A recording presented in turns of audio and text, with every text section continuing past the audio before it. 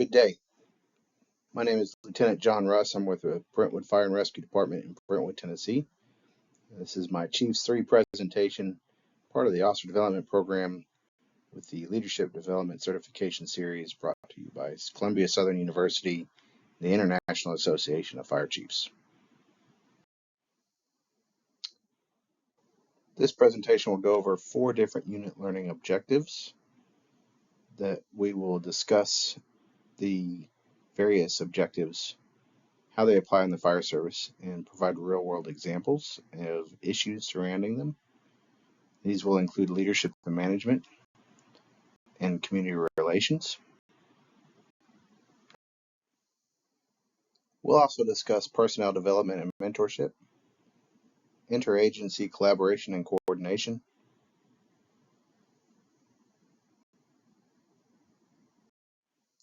and finally we'll discuss how leaders can manage change and incorporate new resources to advance fire and emergency service organizations.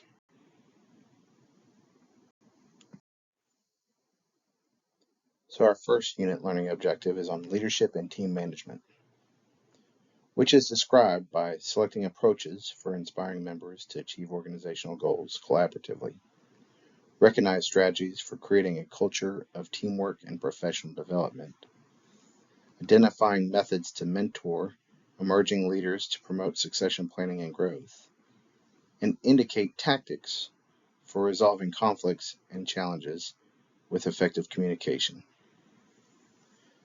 One of the strengths of the IFC's Learning Development Series is a focus on teaching chiefs and company officers the strategies and tactics, not just of emergency operations, but around the kitchen table.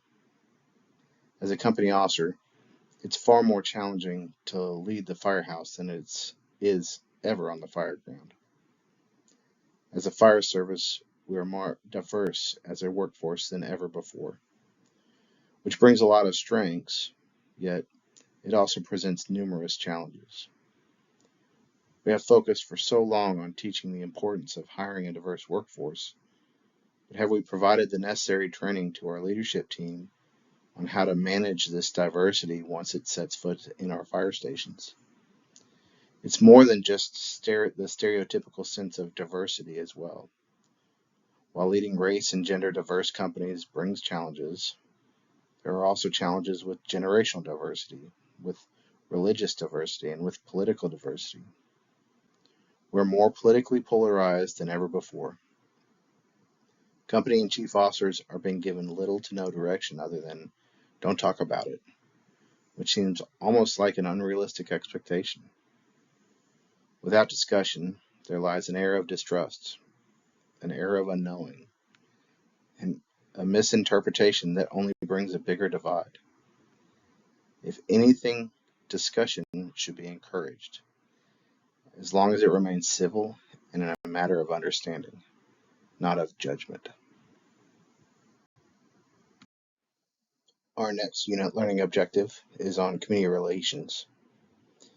This includes identifying techniques for building positive relationships with stakeholders and gaining community support, indicating open communication and community engagement for strategies for enhancing public trust, recognizing best practices for advocating for community safety, and selecting methods for responding to community needs with sensitivity and responsiveness. There appears to be a divide in most emergency service organizations between operations and community risk reduction or their prevention bureau. As an operations guy myself, I often miss the mark myself with understanding just how important community relations are. It's so easy to complain about not being able to have the next best widget or have the much needed 4-person engine company. We all too often, as operations people, don't understand that we have failed to project our needs appropriately through adequate community relations. All too often, we also miss the mark with our wants and completely negate what our community wants, which is the reason we are there. If our community has no desire for a tiller truck, is that the wisest choice for us to purchase? If our community wants to focus to be on our turnout times, and providing high-quality EMS. Why do we complain about these facets of our job? On the flip side, are we doing an adequate job of educating our community on their needs? We are the experts, after all. We know what is best as the operational response force. However, if we can't educate the community on what is best, then we have no chance of receiving the needed support. A good example is what is currently happening in my state with code enforcement. In Tennessee, they are moving to allow single stairwells for up to 6-story multifamily residential buildings. Well, it's obvious the life safety concerns that exist. As an operation-minded person, we tend to think that's the fire marshal's job to worry about all that stuff. But we've really thought about what that will mean for us operationally.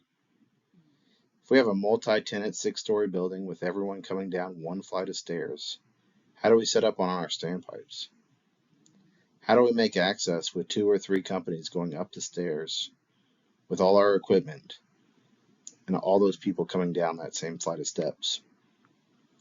Assume there are a handful of mobility limited people who are now taking refuge on those landings. What does that do for our ability to set up in the stairwells and combat the fire? Community relations, community risk reduction, and the fire codes all have way more operational impacts than most firefighters, company officers, and battalion chiefs ever recognize. Our third unit learning objective is personnel development and mentorship.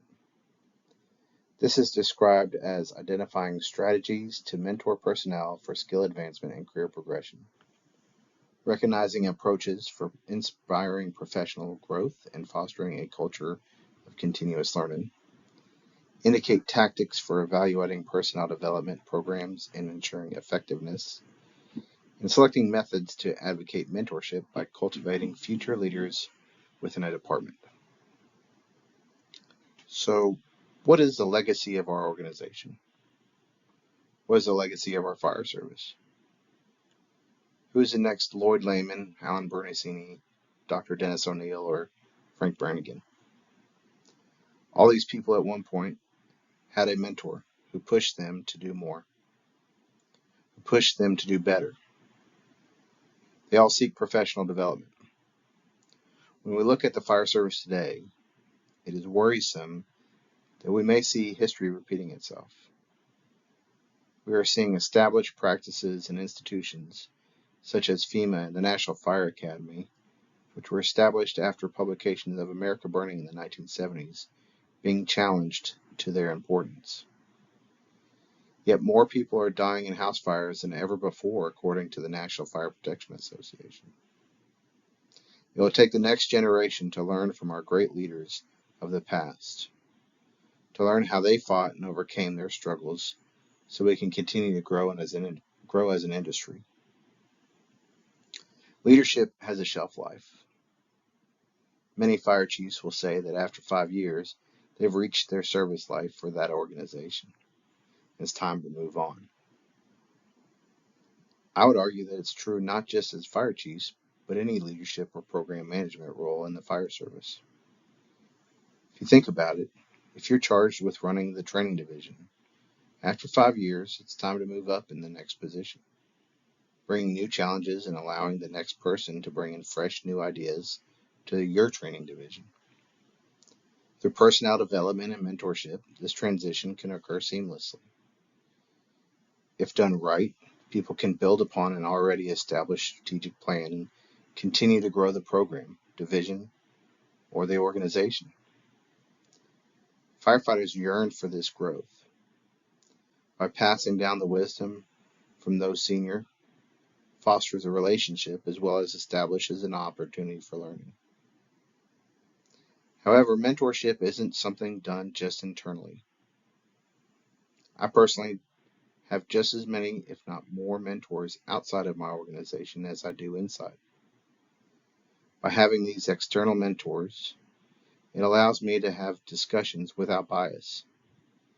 It takes away the politics, the bias of knowing the players. It provides a fresh view without any sort of preconceived notions. Using programs such as the IFC's Company Officer Section Mentorship Program is an instrumental in providing a quality external coaching and mentoring program for firefighters and company officers. Our final unit learning objective is our interagency collaboration and coordination. This is defined through assessing tactics to champion interagency collaboration for effective multi-agency incident response, selecting innovative coordination strategies for seamless emergency response, identifying methods for assessing interagency partnerships concerning operational synergy, and choosing cross-agency initiatives to enhance community safety. No organization does it perfectly across the board. Everyone learns from one another. The best part of training at events such as the National Fire Academy and Fire Rescue International is the collaboration and learning from others. The sharing of ideas from others to bring back and foster growth. This also occurs through collaborative events locally and regionally. My own organization, we meet with our hazmat response mutual aid partners quarterly to train and discuss best practices. We've brought them ideas, they've brought ideas to us, both which have strengthened our response capabilities in a manner so that when we respond together, we are providing a better service. The events on September 11th proved that even the largest of fire departments need assistance. More agencies are adopting closest unit dispatching. Mrs. Smith doesn't care what the side of the truck says. Through better technologies and communication, this is becoming increasingly the expectation.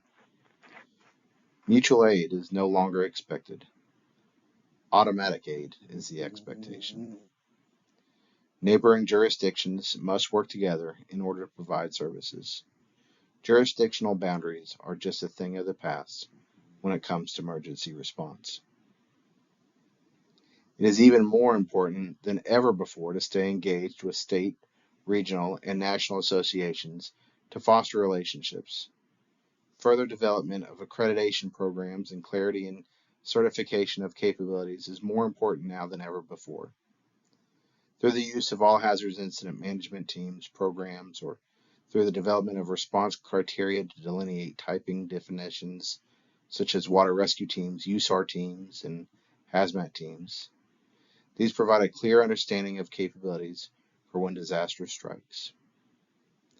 As FEMA continues to be scrutinized, it'll be left to local and state agencies to ensure that collaboration occurs and that during major catastrophic events, that each agency can work together to mitigate the problems faced.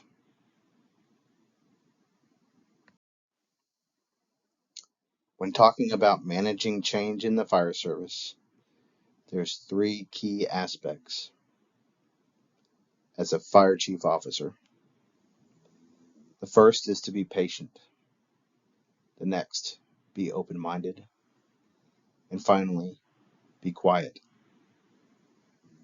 First, be patient. Don't rush into the next great thing. Gather your needed intelligence to ensure you aren't getting scammed. Talk with the trusted professionals to find out more about what it is that you're looking at. Next, be open-minded. Technology is moving faster than ever before. What used to be not believable is absolutely believable now. You can achieve more now through artificial intelligence and other technologies through free services with the right matrix. You just have to ask the right questions. Which leads to the next one, be quiet. Listen. Don't shoot down or be disparaging, especially with your personnel. Your own people may be able to bring technological solutions to you. If you discourage them, you may just turn them away the golden egg that could solve all your problems.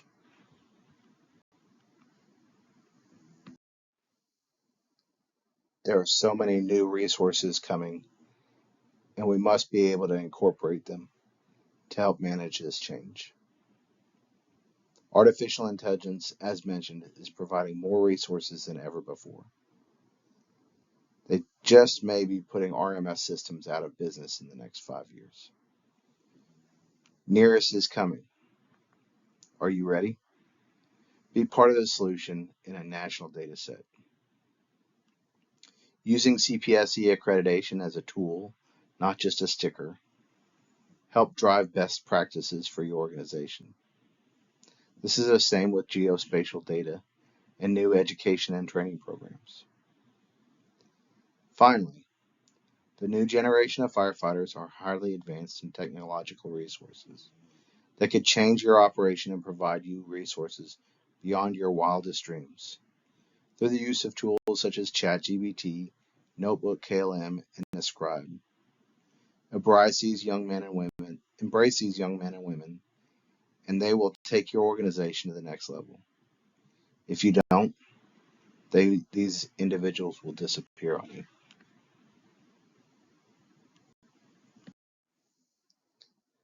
This concludes my Chiefs 3 Leadership Development Series presentation. I thank you for your time. I've attached my contact information here.